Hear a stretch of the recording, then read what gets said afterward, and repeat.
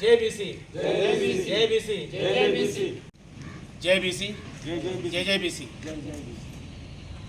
ఈరోజు తెలంగాణ రాష్ట్ర వ్యాప్తంగా జాతీయ అధ్యక్షులు జాజా శ్రీనివాస్ గౌడ్ ఆధ్వర్యంలో బీసీ కులాలను చేపట్టాలని చెప్పి రాష్ట్ర వ్యాప్తంగా చేస్తున్న కలెక్టర్ ముట్టడి కార్యక్రమంలో భాగంగా ఈరోజు నర్సపేట నియోజకవర్గంలో ఆర్డీఓ కార్యాలయంలో వినతి పత్రాన్ని ఇవ్వడం జరిగింది. నా పేరు డాగల శ్రీనివాస్ ముద్రాజ్. నేను బీసీ సంక్షేమ సంఘం నర్సపేట నియోజకవర్గ ఇన్ఛార్జ్. ఈరోజు తెలంగాణ రాష్ట్రంలో గత ఎన్నికలకు ముందు, మొన్న జరిగిన ఎన్నికలకు ముందు కామారెడ్డి సభలో కాంగ్రెస్ పార్టీ రాహుల్ గాంధీ గారు ఇచ్చిన మాట ప్రకారం 42% మేము రిజల్ట్ ప్రకటించిన తర్వాతనే స్థానిక సంస్థల ఎన్నికలకు పోతామని చెప్పడం జరిగింది. దాంట్లో భాగంగా అదే రోజు అప్పటి చీఫ్ రేవంత్ రెడ్డి గారు, ఇప్పుడున్న ముఖ్యమంత్రి గారు ఆ సభలో బీసీ కులగణన చేసి 42% రిజల్ట్ ఇచ్చిన తర్వాతనే మేము స్థానిక సంస్థల ఎన్నికలకు పోతామని చెప్పడం జరిగింది. దాన్ని ఈరోజు ఇంప్లిమెంట్ చేయాలని చెప్పి 6 నెలల క్రితం నుంచి ఎంత చేస్తే అడుగుతున్నా కూడా ఇప్పటి వరకు కూడా ఎటువంటి కార్యక్రమం చేపట్టకపోవడం అనేది దురదృష్టకరం.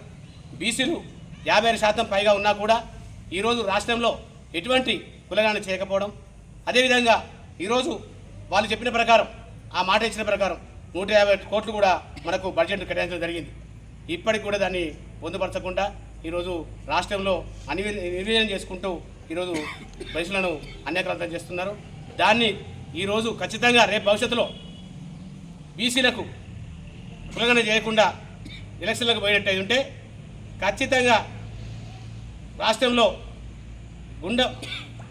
వాయుగుండం వేసే విధంగా అగ్నిగుండంగా మారుతుందని చెప్పి జాతీయ అధ్యక్షులు జాలసింహ గారు ఇచ్చిన మేరకు పిలుపు మేరకు ఖచ్చితంగా మేము అడ్డుకుంటామని చెప్పి తెలియజేసుకుంటున్నాం.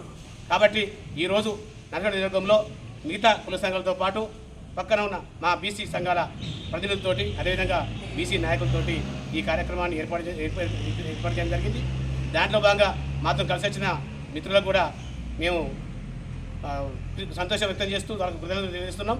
అదేవిధంగా ఈరోజు రేవంత్ రెడ్డి గారు ఇచ్చిన మాట ప్రకారం, అదేవిధంగా రాహుల్ గాంధీ ఇచ్చిన మాట ప్రకారం ఖచ్చితంగా కులగణన చేసి ఎలక్షన్లో పోవాలని చెప్పి మేము విజ్ఞప్తి చేస్తున్నాం.